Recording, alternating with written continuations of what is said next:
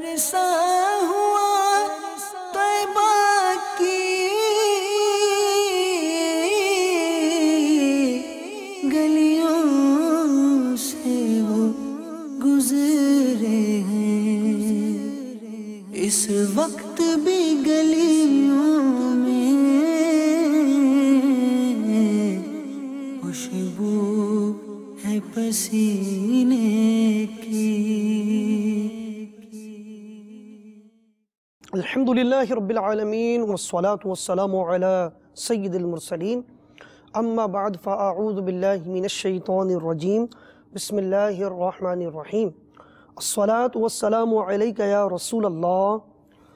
الصلاة والسلام علیک یا حبیب اللہ، الصلاة والسلام علیک یا نبی اللہ،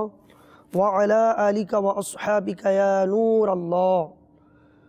میٹھے میٹھے اسلامی بھائیوں اور مدنی چینل کے ناظرین، الحمدللہ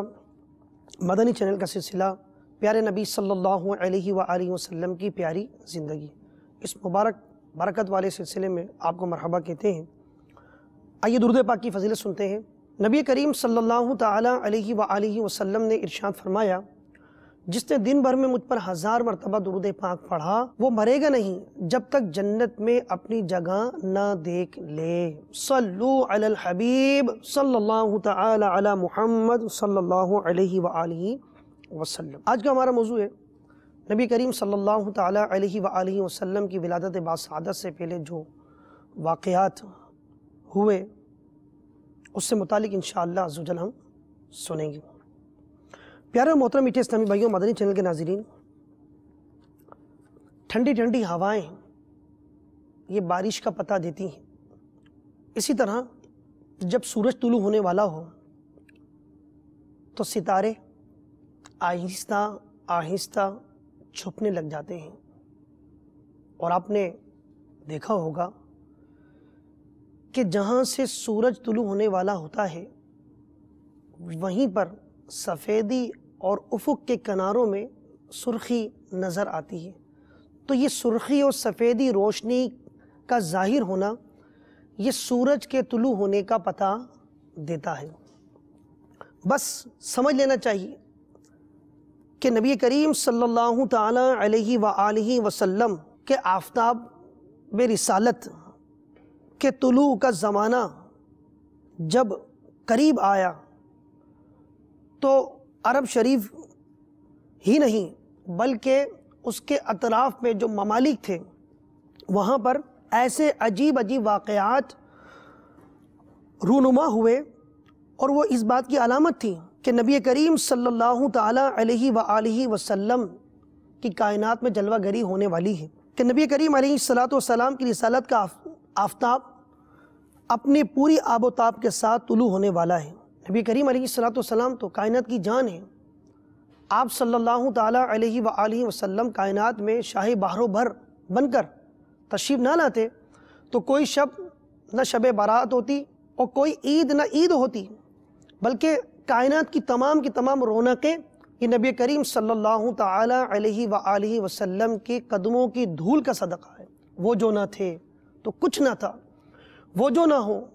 تو کچھ نہ ہو، جان ہے وہ جہان کی، جان ہے تو جہان ہے۔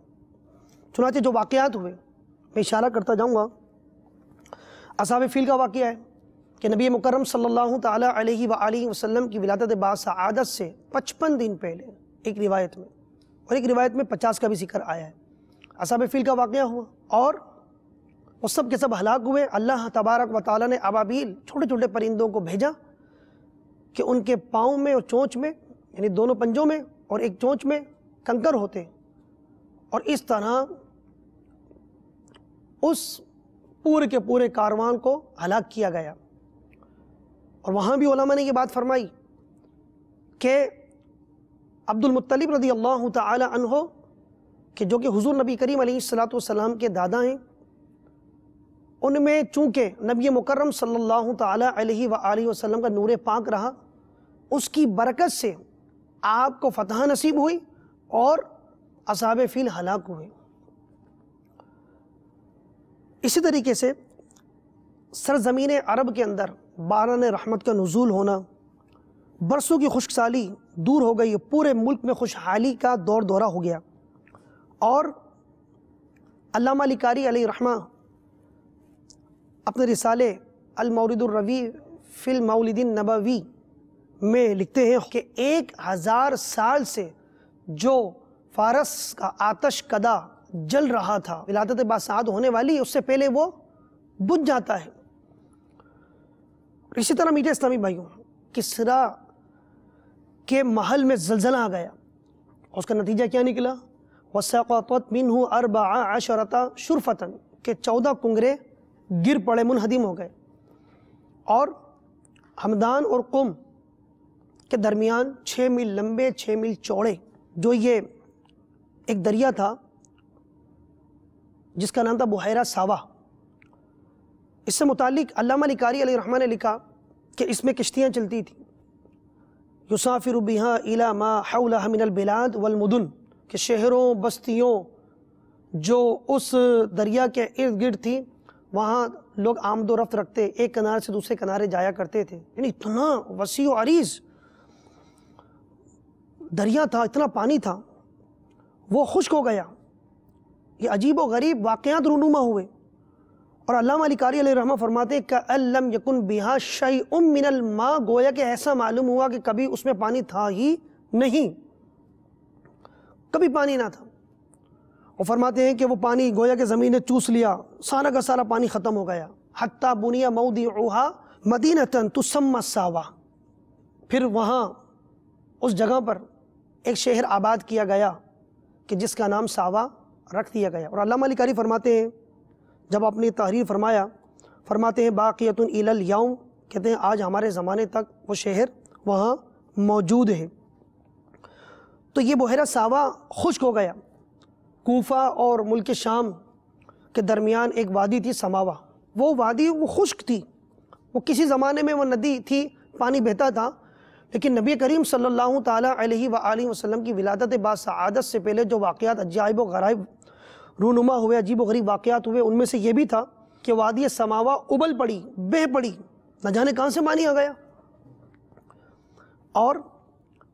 میرے اور آپ کے آقا میٹھے مصطفیٰ صلی اللہ علیہ وآلہ وسلم کی والدہ ماجدہ سیدتنا آمینہ رضی اللہ تعالی عنہا کے بطن مبارک سے ایک ایسا نور نکلا جس سے بصرہ کے محلات روشن ہو گئے۔ یہ سب واقعات اسی سلسلے کی کڑیاں ہیں کہ جو پیارے آقا صلی اللہ تعالی علیہ وآلہ وسلم کی تشریف آوری سے پہلے ہی مبشرات یعنی خوشخبریاں بن کر کائنات کو یہ خوشخبری دینے لگے۔ اور ولادت کی شب جو واقعات ہوئے، ایک روایت کہ حضرت عثمان بن ابو العاص ثقفی رضی اللہ تعالیٰ عنہ فرماتے ہیں کہ میری والدہ میری امی جان نے مجھے بتایا، اور چونکہ وہ جس شب میں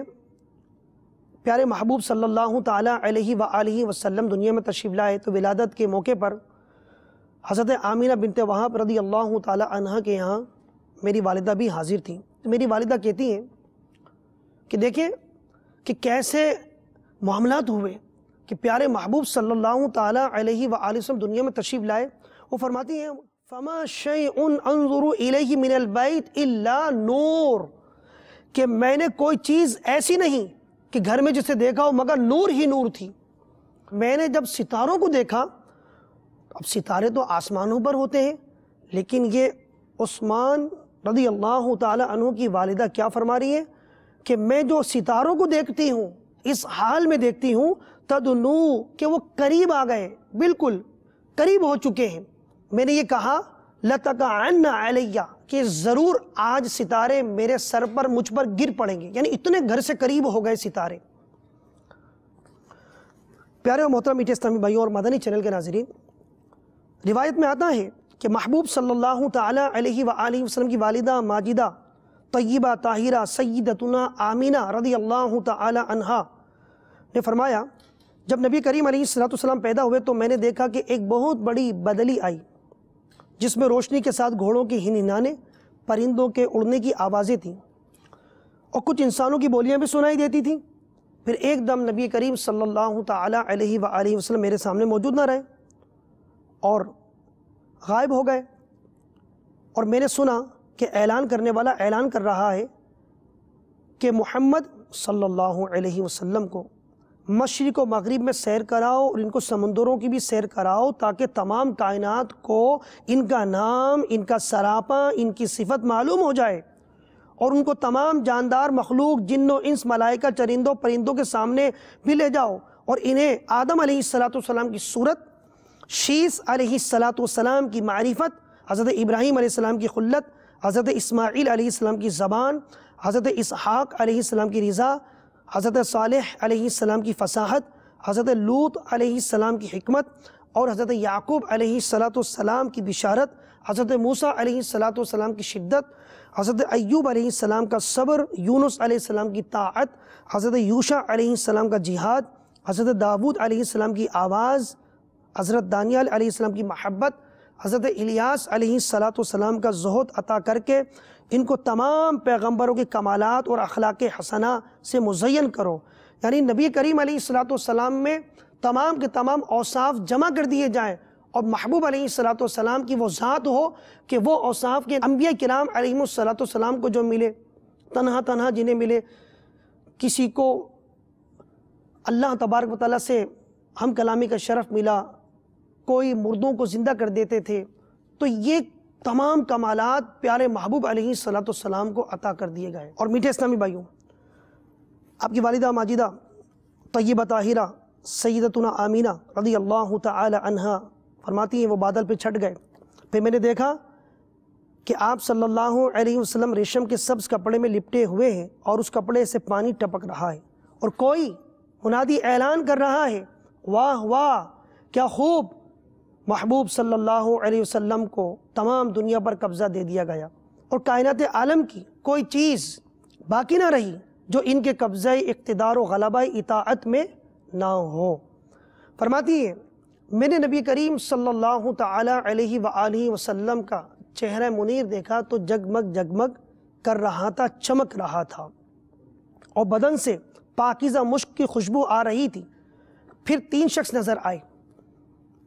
ایک کے ہاتھ میں چاندی کا لوٹا، دوسرے کے ہاتھ میں سبز زمرد کا تشت، اور تیسرے کے ہاتھ میں ایک چمکدار انگوٹھی تھی۔ انگوٹھی کو 7 مرتبہ دھو کر اس نے پیارے محبوب صلی اللہ علیہ وسلم کے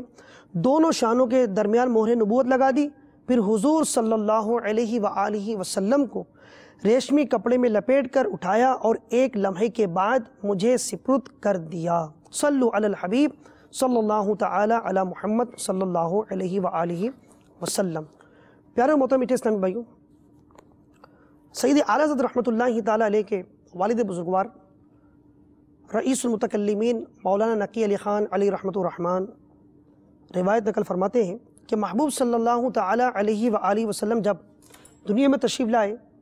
اللہ تبارک و تعالیٰ کی بارگاہ میں سجدہ کیا، اور انگشت مبارک آسمان کی طرف اٹھا کر فرمایا، لا الہ الا اللہ انی رسول اللہ، اللہ کے سوا کوئی عبادت کے لائق نہیں، بے شک میں اللہ کا رسول ہوں۔ سیدنا عبداللہ بن عباس رضی اللہ تعالیٰ عنہما کی روایت ہے، کہتے ہیں کہ اول کلمہ جو پیارے محبوب صلی اللہ تعالیٰ علیہ وآلہ وسلم کے زبان فیض ترجمان سے نکلا تھا، کلمات وہ یہ تھے، اللہ اکبر کبیرا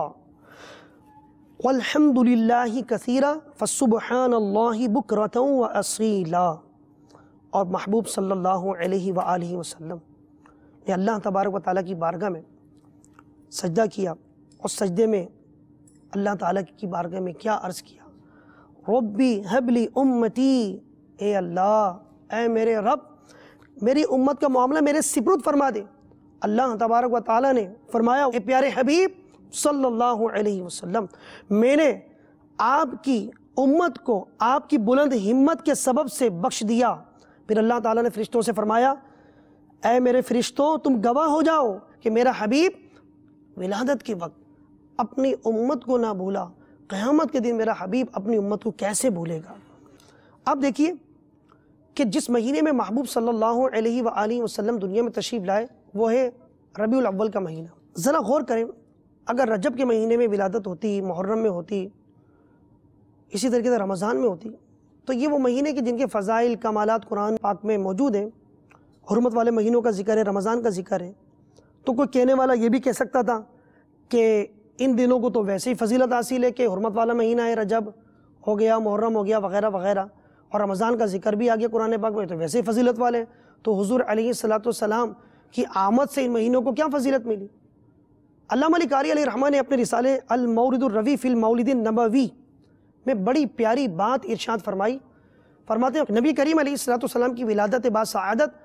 نہ محرم میں ہوئی، نہ رجب میں ہوئی، اور نہ رمضان میں ہوئی، تاکہ حضور علیہ السلام کی ذات پاک کو مہینوں اور دنوں سے شرف حاصل نہ ہو۔ کوئی یہ نہ کہہ دے کہ حضور کو جو شرف ملا، بزرگی ملی، وہ رمضان سے ملی، رجب سے ملی۔ ربیع النور شریف کے مہینے میں حضور علیہ السلام کی ولادت ہوئی تاکہ اس مہینے کو حضور علیہ السلام کی ولادت سے شرف ملے، فضیلت ملے، اور یہ دن بزرگی والا دن ہو جائے۔ جس طرح جگہیں مقدس ہو جاتی ہیں کسی بزرگ کے قدم رکھنے کی برکت سے، تو نبی کریم علیہ السلام کی ولادت بھی اس مہینے میں ہوئی کہ جسے اس کے علاوہ کوئی فضیلت نہیں ہے۔ اگر اس مہینے کو فضیلت ملی اور اس دن کو فضیلت ملی تو نبی کریم علیہ السلام کی ولادت باسعادت کی برکت سے ملی۔ تو میرے محترم اور میٹھے اسلامی بھائیوں، آپ نے ملاحظہ فرمایا کہ محبوب صلی اللہ تعالیٰ علیہ وآلہ وسلم کی ذات والا صفات سے ربیع النور شریف کے مہینے کو نور والا مہینہ کہا جانے لگا، چونکہ آپ علیہ السلام کی ذات والا صفات سے اسے شرف حاصل ہوا۔ اور نور والے آقا صلی اللہ علیہ وآلہ وسلم کی آمد اس مہینے میں ہوئی، تو اس مہینے میں مسلمانان عالم الحمدللہ آقا صلی اللہ علیہ وآلہ وسلم کا بڑی جوش و خروش کے ساتھ اور شریعت کے دائرے میں رہ کر الحمدللہ اس مبارک مہینے میں محفل میلاد کا انعقاد کرنے کی کوشش کی جاتی ہے۔ اور خصوصاً دعوت اسلامی اور جشن ولادت کا اگر معاملہ دیکھیں تو اس کے بارے میں شیخ طریقت امیر اہل سنت فرماتے ہیں الحمدللہ تبلیغ قرآن و سنت کی عالمگیر غیر سیاسی تحریک دعوت اسلامی کا جشن ولادت منانے کا اپنا ایک منفرد انداز ہے۔ دنیا کے بے شمار ممالک میں دعوت اسلامی کے زیر اہتمام عید میلاد النبی صلی اللہ علیہ وآلہ وسلم کی شب کو عظیم الشان اجتماع میلاد کا انعقاد ہوتا ہے، اور غالباً دنیا کا سب سے بڑا اجتماع میلاد باب المدینہ کراچی میں ہوتا ہے۔ اس کی برکتوں کے کیا کہنے، اس میں شرکت کرنے والے نہ جانے کتنے ہی خوش نصیبوں کی زندگیوں میں مدنی انقلاب برپا ہو جاتا ہے۔ چنانچہ اس ضمن میں آئیے مدنی بہار سنتے ہیں۔ ایک عاشق رسول کا کچھ اس طرح بیان ہے۔ شب عید میلاد النبی صلی اللہ علیہ وآلہ وسلم 1426 سن ہجری کے اجتماع میلاد منعقدہ ککری گراؤنڈ باب المدینہ کراچی میں میرے ایک شناسہ بے نمازی اور ماڈرن نوجوان نے شرکت کی۔ صبح بہارہ کے استقبال کے وقت درود و سلام کی گونج اور مرحبا یا مصطفیٰ صلی اللہ علیہ وآلہ وسلم کی دھوم کے دوران ان کے دل کی دنیا زیر و زبر ہو گئی۔ نیکیوں کی طرف رغبت اور گناہوں سے نفرت کا جذبہ ملا۔ انہوں نے ہاتھوں ہاتھ نماز کی پابندی اور داڑھی سجانے کی نیت کی، اور واقعی وہ نمازی اور بارش ہو گئے۔ نیز ان کے اندر ایک برائی کی عادت تھی، اجتماع میلاد کی برکت سے الحمدللہ عز و جل وہ بھی دور ہو گئی۔ دوسرے الفاظ میں یوں کہیے کہ اجتماع میلاد میں شرکت کی سعادت سے مریض عصیاں کو گناہوں کا علاج مل گیا۔ مانگ لو ان کا غم مانگ لو، چشم رحمت نگاہ کرم مانگ لو، معصیت کی دوا لاجرم مانگ لو، مانگنے کا مزہ آج کی رات ہے۔ صلو علی الحبیب صلی اللہ تعالی علی محمد صلی اللہ علیہ وآلہ وسلم۔ دیکھیں میرے میٹھے اسلامی بھائی، یہ ہے دعوت اسلامی، آقا صلی اللہ علیہ وسلم کا میلاد پاک کا جشن منانے کا ایسا منفرد انداز۔ آئیے میں بھی آپ کو دعوت دیتا ہوں کہ ہم بھی اپنے گھر کو، دکان کو، گاڑی کو، اپنے محلوں کو سجائیں اور اپنے ظاہری وجود کو بھی سجائیں۔ جی ہاں میرے وہ اسلامی بھائی کہ جو نماز میں سستی کرتے ہیں وہ نماز کی پابندی کرنے کا ذہن بنائیں، اسلامی بہنیں بھی ذہن بنائیں، اپنے اندر حقیقی نکھار پیدا کریں اور نمازی بنیں، فلمیں، ڈرامے، گانے بازوں سے اپنے آپ کو بچائیں۔ میرے میٹھے اسلامی بھائی، جب ہم یہ کر لیں گے تو انشاءاللہ عز و جل ہمیں حقیقی معنی میں محبوب صلی اللہ تعالیٰ علیہ وآلہ وسلم کی محبت نصیب ہوگی۔ اللہ تبارک و تعالی ہمیں ان پیاری پیاری باتوں پر عمل کی سعادت عطا فرمائے، آمین بجاہ النبی الامین صلی اللہ تعالی علیہ وآلہ وسلم۔ صلو علی الحبیب صلی اللہ تعالی علی محمد صلی اللہ علیہ وآلہ وسلم۔ عرصہ ہوا طیبہ کی گلیوں سے وہ گزرے ہیں، اس وقت بھی گلیوں میں خوشبو ہے پسینے